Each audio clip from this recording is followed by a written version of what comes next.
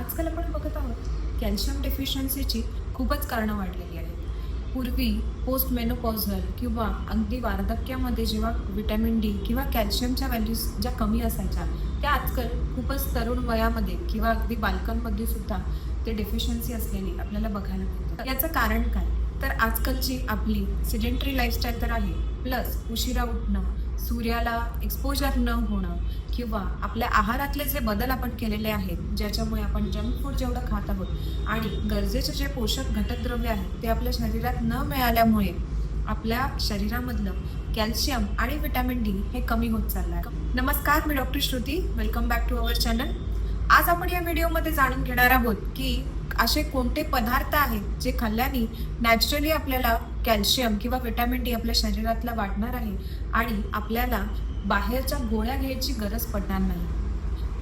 तर सगळ्यात पहिलं आहे दुधाचे पदार्थ. सगळ्यात श्रेष्ठ आयुर्वेदाने जे सांगितले आहे ते म्हणजे गाईचं दूध. गाईचं दूध 1 ग्लास किमान रोज पिलं पाहिजे. त्यात तुम्ही सुंठ पावडर किंवा वेलची पावडर किंवा अगदी शतावरी कल्प टाकून सुद्धा पिऊ शकता. दुसरी गोष्ट आहे ते म्हणजे डिंकाचे लाडू. आता थंडीचा तर सीझन आहे. हळीवाचे आणि डिंकाचे लाडू शरीरासाठी अतिउत्तम आहे. त्यात तुम्ही थोडंसं गव्हाचं पीठ टाकलं तरी सुद्धा चालेल. तिसरी गोष्ट आहे शेवग्याची भाजी, शेवग्याच्या शेंगांचं सूप. अशा पद्धतीने शेवगा जितका तुम्ही खाल तेवढा तुमचं अस्थिपोषण खूप चांगलं होतं आणि कॅल्शियम त्याच्यातून तुम्हाला नॅचरली खूप चांगल्या पद्धतीने मिळायला लागतं.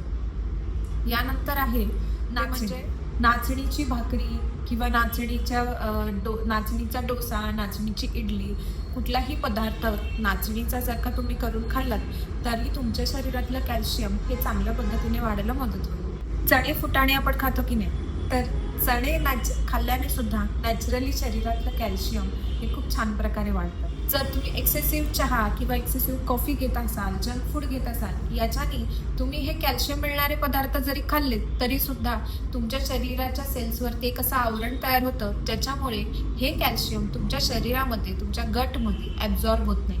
तर या गोष्टी जर तुम्ही करत असाल तर त्या ताबडतोब तुम्ही थांबवल्या पाहिजेत. जवळच्या डॉक्टरांकडे जाऊन शरीर शुद्धी करून घेतली पाहिजे, म्हणजे कुठल्याही प्रकारचं जे आवरण सेल्सवर आलं असेल ते पूर्णपणे निघून जाईल. नित्य नियमाने सर्वांगाला तेल लावणं, म्हणजेच आपण म्हणतो अभ्यंग करणं, याच्याने तुमची त्वचाच तुकतुकीत नाही होत तर तुमच्या अस्थिंचं पोषण देखील खूप चांगल्या पद्धतीने होतं. यासोबतच काही आयुर्वेदिक तुम्हाला मी औषधांची नावं सांगणार आहे ज्याच्या सेवनामुळे तुमच्या शरीरामधलं कॅल्शियम हे वाढू शकतं. बाजारात उपलब्ध असलेले शंखभस्म, प्रवाळ भस्म, कुकुटांड त्वक भस्म यांचा वापर तुम्ही कॅल्शियम वाढीसाठी करू शकता. याचं प्रमाण फक्त जवळच्या वयानुसार जाणून घ्या आणि त्याचा उपयोग करा. यानंतर तुम्ही काही प्राणायाम किंवा योगासनं करून तुमच्या शरीरातलं कॅल्शियम वाढवू शकता. तर असे कोणते योगासनं आहेत ज्याच्याने कॅल्शियम वाढणार आहे? तर जे योगासनं तुमच्या हाडांना मजबूत करणार आहेत, जसं की ताडासन आहे, वज्रासन आहे, यांचा उपयोग जर का तुम्ही केला तर तुमच्या शरीरातलं कॅल्शियम सुद्धा तेवढं चांगलं वाढणार आहे. यासोबतच पोस्ट मेनोपॉझल सिंड्रोम मध्ये देखील ऑस्टिओपोरोसिस होतं, म्हणजे कॅल्शियमची कमतरता होते.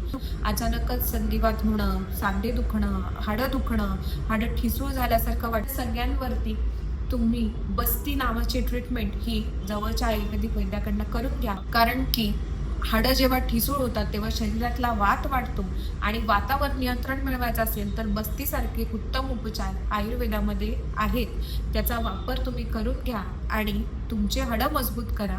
त्याच्याने तुमच्या शरीरात पुन्हा कॅल्शियम रिस्टोर होण्यासाठी मदत होईल. या व्यतिरिक्त तुम्हाला काहीही शंका असतील तर मला कमेंट सेक्शनमध्ये नक्की विचारा.